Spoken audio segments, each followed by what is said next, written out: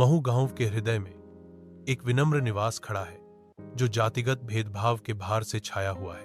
बच्चों की हंसी हवा में गूंजती है, फिर भी एक गहरी रेखा भीमराव को उनके लापरवाह खेलों से अलग करती है। भीमराव अलग थलग खड़ा है, युवाओं के आनंदमय अराजकता से बाहर एक मूक दर्शक। खेल जारी है। भीमराव को अपने साथियों से अलग करने वाली खाई की एक निरंतर याद दिलाता है। जीवंत गांव में भीमराव का एकांत जाति की अदृश्य दीवारों का एक स्पष्ट प्रमाण है। भीमराव स्कूल पहुंचते हैं, जो भेदभाव की कठोर दीवारों के खिलाफ उम्मीद का एक स्पष्ट प्रतीक है। उसे बाहर जमीन पर भेज दिया जाता है, जाति के क्रूर आदेशों द्वारा अलग थलग एक अकेला व्यक्ति। उच्च जाति के बच्चे जानबूझकर दूरी बनाए रखते हैं। उनकी मुड़ी हुई निगाहें पूर्वाग्रह से तीक्ष्ण होती हैं। यहां तक कि शिक्षक भी कोई सांत्वना नहीं देते। उनकी चुप्पी व्यापक अन्याय की गूंज है। अविराम धूप के नीचे भीमराव का गला बुझी प्यास से जलता है, पानी तक से वंचित। वह अकेला खड़ा है, विशाल स्कूल के मैदान में एक सूखा हुआ व्यक्ति।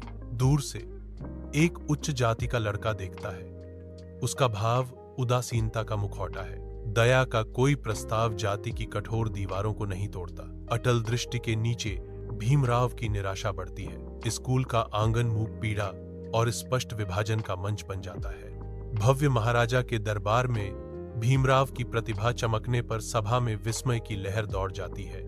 बड़ौदा के महाराजा भीमराव की क्षमता से प्रभावित होकर उन्हें जीवन बदलने वाली छात्रवृत्ति प्रदान करते हैं। गहरी विनम्रता के साथ भीमराव अपनी कृतज्ञता व्यक्त करते हैं। मैं आपके प्रति हमेशा आभारी हूं, महाराज। भीमराव महाराजा के उदार उपहार को स्वीकार करते हैं। अदालत सांस रोककर देखती है। उनका भविष्य अब वादे से भरपूर है। भीमराव अमेरिका पहुंचते हैं, कोलंबिया विश्वविद्यालय में अपनी पढ़ाई शुरू करने के लिए तैयार। कोलंबिया विश्वविद्यालय की भव्य वास्तुकला ज्ञान के प्रतीक के रूप में खड़ी है। भीमराव दाखिला लेते हैं। उनकी आंखों में दृढ़ संकल्प और आशा झलकती है। वह रात में देर तक किताबों पर ध्यान देकर लगन से पढ़ाई करता है। विचारों में खोए हुए भीमराव भारत के प्राचीन इतिहास पर शोध करते हैं। वह जाति व्यवस्था की जड़ों में गहराई से उतरता है। उसका दिमाग सवालों से दौड़ रहा है। लंदन स्कूल ऑफ इकोनॉमिक्स में भीमराव कानून की किताबों पर ध्यान देते हैं। उनकी भौहें एकाग्रता में तनी हुई हैं। वह अपनी D.Sc अर्जित करता है, जो एक जीत का क्षण है, जो भारत को फिर से आकार देने की उसकी प्रबल महत्वाकांक्षा को बढ़ावा देता है। उसके मन में भारत के भविष्य की एक कल्पना जागती है, एक ऐसा समाज जो अन्याय के बंधनों से मुक्त हो। नई सोच से प्रेरित होकर भीमराव भारत लौटने की तैयारी कर रहे हैं, बदलाव लाने के लिए तैयार हैं।